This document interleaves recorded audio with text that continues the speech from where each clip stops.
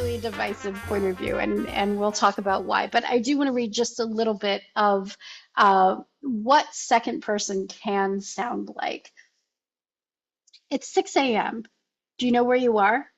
You are not the kind of guy who would be at a place like this at this time of the morning, but here you are. And you cannot say that the terrain is entirely unfamiliar, although the details are fuzzy. You are at a nightclub talking to a girl with a shaved head. The club is either Heartbreak or the Lizard Lounge. All might come clear if you could just slip into the bathroom and do a little more Bolivian marching powder. And again, it might not. A small voice inside you insists that this epidemic lack of clarity is a result of too much of that already. The night has already turned on that imperceptible pivot where 2 a.m. changes to 6 a.m. The advantages to second person point of view are it's immersive. When I open Bright Lights Big City to reread it for the seventh time, I am immediately in the moment. And the narrator is talking to me, which means I am in New York City, which means I am in a nightclub, which means I'm high out of my mind on cocaine, which means I'm having wild experiences that I have never and will never had, which makes it doubly exciting to read. So it's very immersive. It's also urgent. I don't think anybody's ever used the second person point of view to be like, you are lying on a couch and a cat is curled up in your lap, right? This is not the way that we use second person point of view. It is urgent. It is, even if nothing is physically happening, there's a lot happening psychologically when we're writing from the second person point of view. So that makes it wildly suitable for some kinds of stories and not so much for others. You wouldn't, for example, want to read a cozy mystery in second person point of view. But the cozy mystery voice certainly wouldn't work for I'm in a nightclub coked out of my head in New York City in the 80s. And it implicates the reader. And this is part of why it's divisive.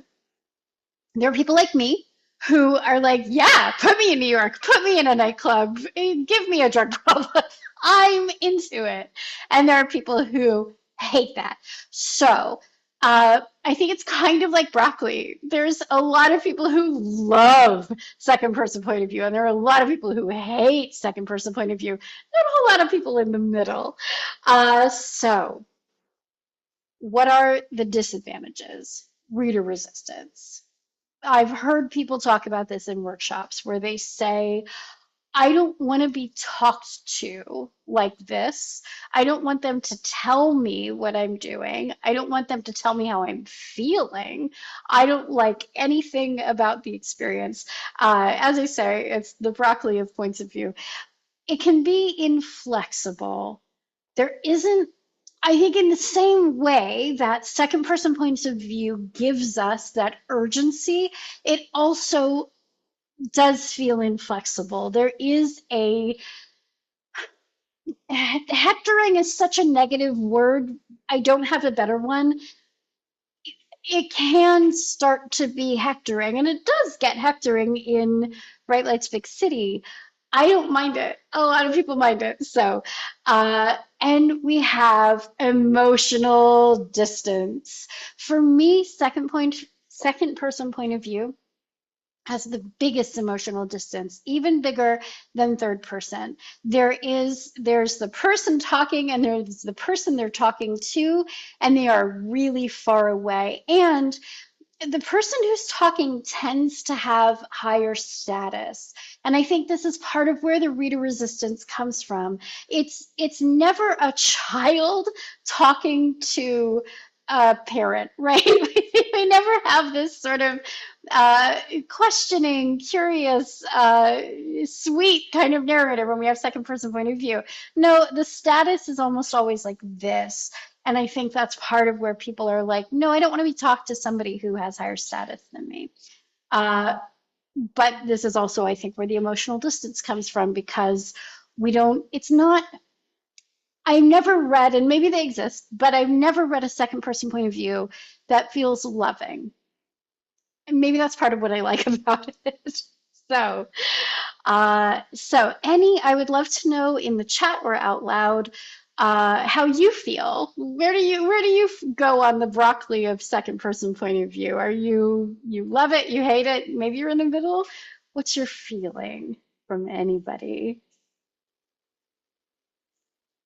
Kirsten says it depends on how it's done. Yeah, yeah, for sure. For sure. I think the further we go into the sort of hectoring authoritarian, was Catcher in the Rye first or second? I believe Catcher in the Rye was first person. So I think it starts something like, "My name is Holden Caulfield." And we have in the chat, depends on the genre. It strikes me as a choose your own adventure. Oh, that's really interesting. I really like that. I really like that view of it.